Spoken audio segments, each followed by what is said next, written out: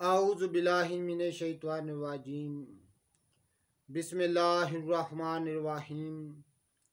अल्लाहुम्मा सल्लि अला सय्यदना मौलाना मुहम्मदिन व अला आलिहि व सहबिही व बारिक वसल्लम।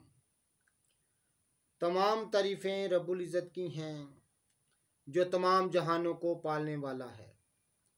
मैं हूँ हकीम आमिर शहजाद डस्का से।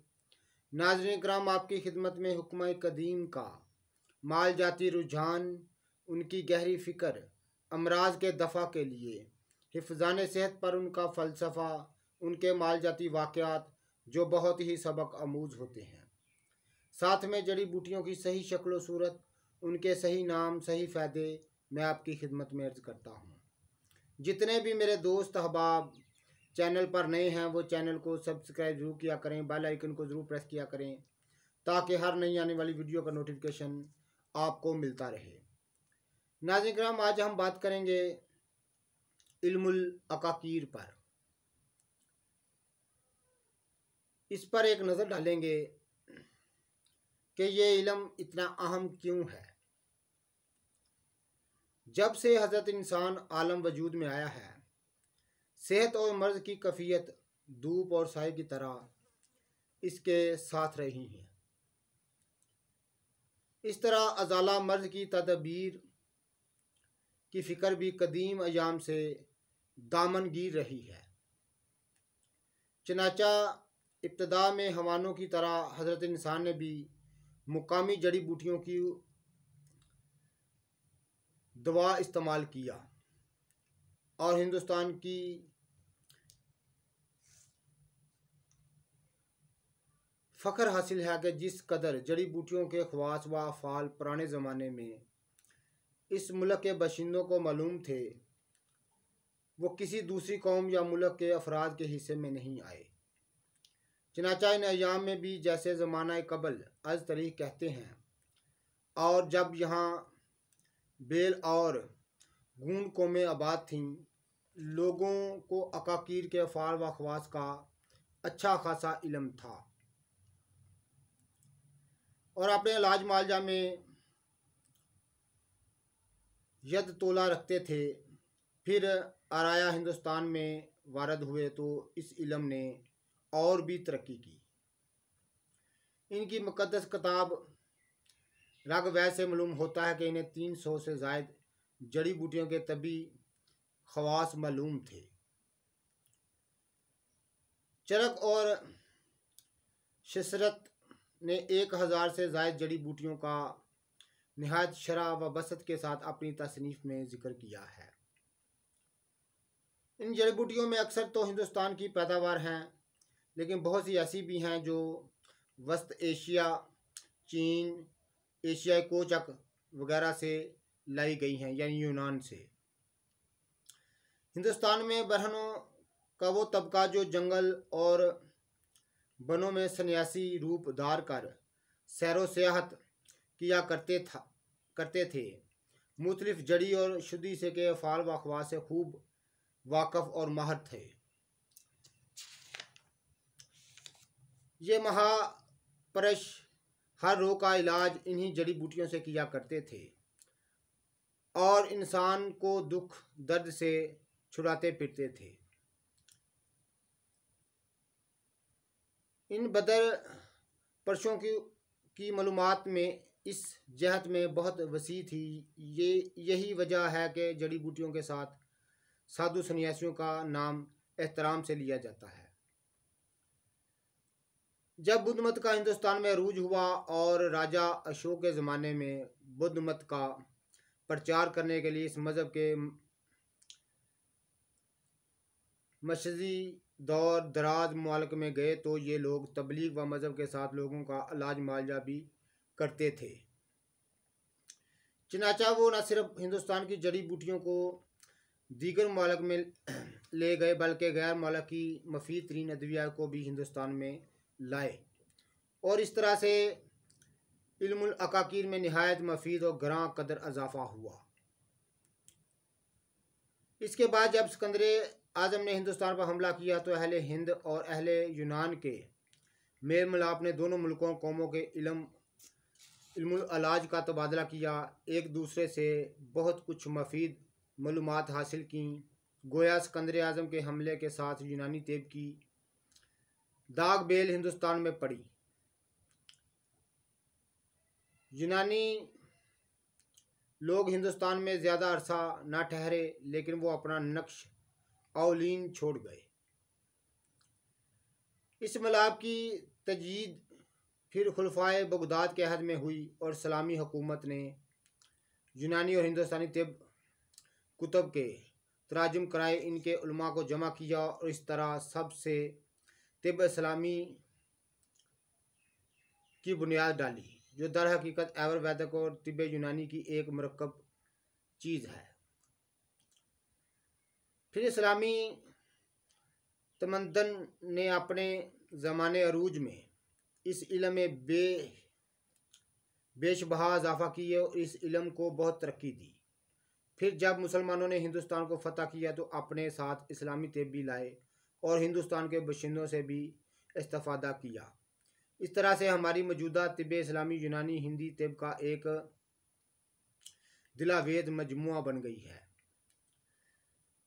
अब जहाँ हिंदुस्तान को इस बात का सही तौर पर फ़ख्र और नाज है कि इसे कदीम ज़माने में भी इस कदर जड़ी बूटियों के ख़वास व अफ़ाल का इल्म था कि दुनिया की तारीख़ इसकी नज़ीर पेश नहीं कर सकती, वहाँ हमें आज इस बात का भी अफसोस है कि आजकल जिस कदर गफलत और लाइल्मी इल्म अदविया और जड़ी बूटियों के मुतालिया में हिंदुस्तान ने रवा रखी है, इसकी भी नज़ीर दुनिया के किसी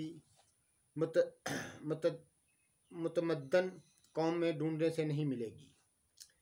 ये इसकी गफलत लाइल्मी का नतीजा है कि हज़ारों मफीद और बेश बहा अकाकीर के सही ख्वाह से हम महज बेखबर हैं।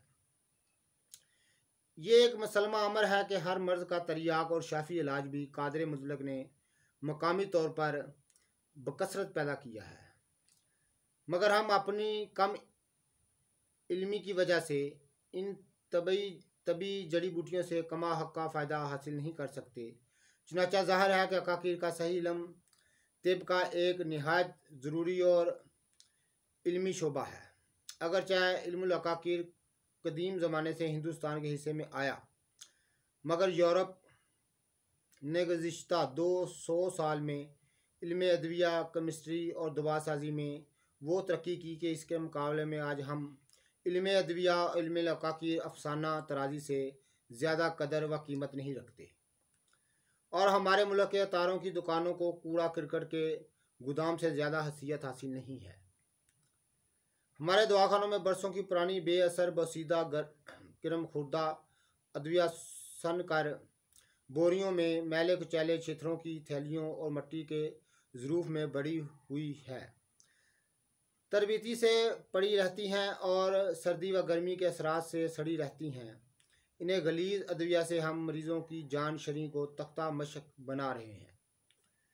आज वक्त है कि कौम अपनी हालत का जायज़ा ले और असलाह की तरफ होशियारी और बेदारी के साथ कदम उठाए, वरना ज़माना बेमरवत है और पुराने अलूम को हरफ गलत की तरह मिटाकर छोड़ेगा।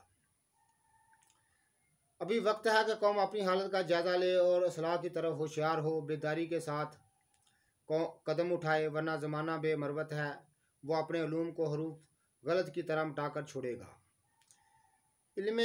इल्मुल अकाकीर के मतलब इस कदर कहना काफ़ी है कि इल्म व हुनर की तरवीज के बावजूद अहले इल्म का वो तबका जो सही तौर पर मुल्क व कौम की खिदमत और सही खिदमत कर सकता है, वो तो कुव्वत लायूमियत की फ़िक्र में सरगर्दा और हैरान है।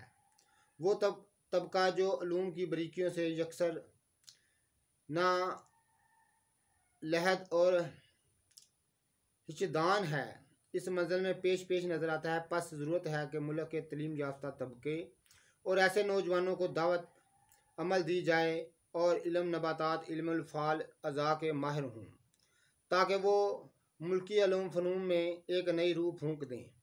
वरना जो शख्स इल्मुल नबातात के मुबादियात से भी ना वाक़फ़ है और बूटियों के सही शनाख्त निस्बत मौसम तरीक़ काश्त हसद मुस्तमला और इनके ज़ख़ीरा करने के कवायद बूटियों की शक्ल व शबाहत, नरमी, सख्ती, रंग, रूप, जायका और खुशबू, अज्ज़ाए मौसरा और फ़ाल व ख़वास से महज ना वाक़फ़ है और ज़रूरत ज़माने के मुताबिक दुआ का असर मुख्तलिफ अज़ा, अशाए और नुस्ख़ा बदन पर दलाइल व बरहाइन से वाज़िया नहीं कर सकता और ना ये बता सकता है कि मुख्तलिफ अज़ा वाहशा जिस पर इनकी तासीरात क्यों और किस तरह पैदा होती हैं। इसकी अफसाना तराजी और मन गढ़ कहानी कोई कदर व कीमत नहीं रखती। ऐसी कथा किसी अक्लमंद और बादशाहों बाहोश इंसान की मफीद मतलब नहीं हो सकती।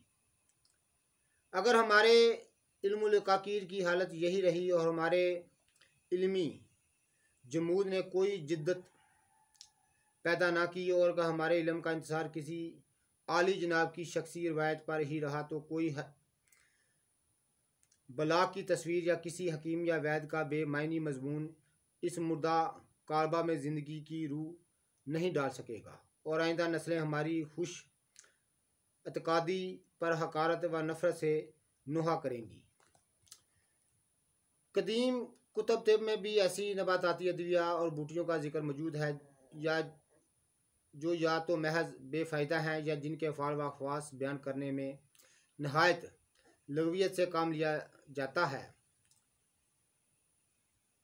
इसके अलावा आज भी एक कुंदा तासीर इस जमायत गैर मरूफ जड़ी बूटियों के मन गढ़त ख्वास बयान करने की अजारादार है, लेकिन अगर इनसे मनसूबा ख्वास अदविया की सनद पूछी जाए तो जवाब से बजाय तसल्ली के परेशानियाँ बढ़ती हैं।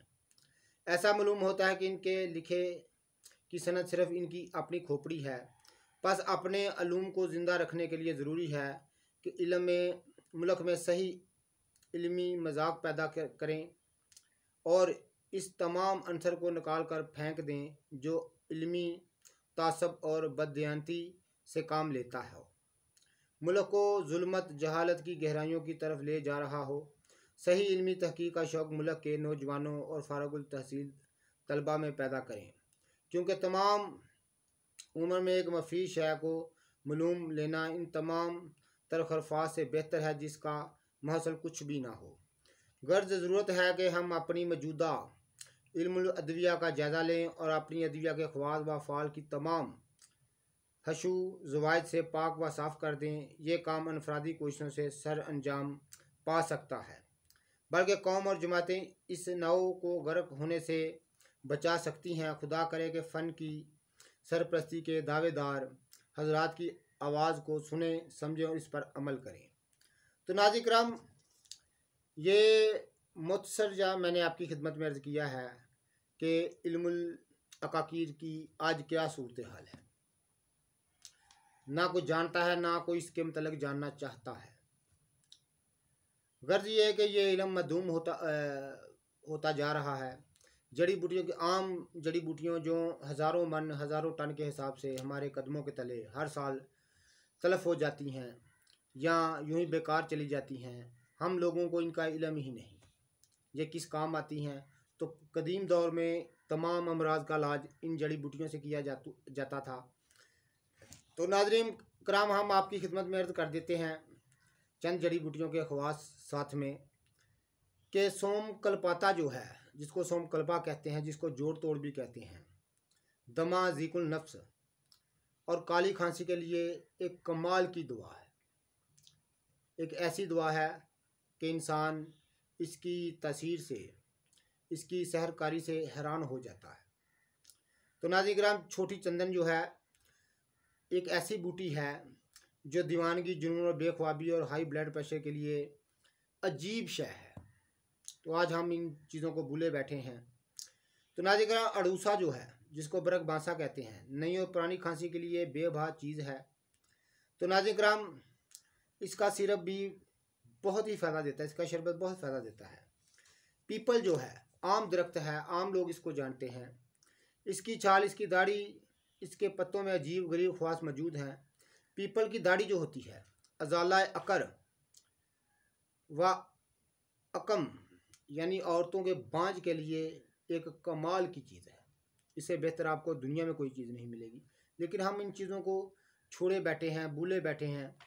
तो नाज़रीन, करंजवा एक आम बूटी है, तो पाको हिंद की एक मशहूर बूटी है, मलेरिया मौसमी बहारों के लिए कोनीन से बढ़कर है, लेकिन हम इन चीज़ों को छोड़े बैठे हैं।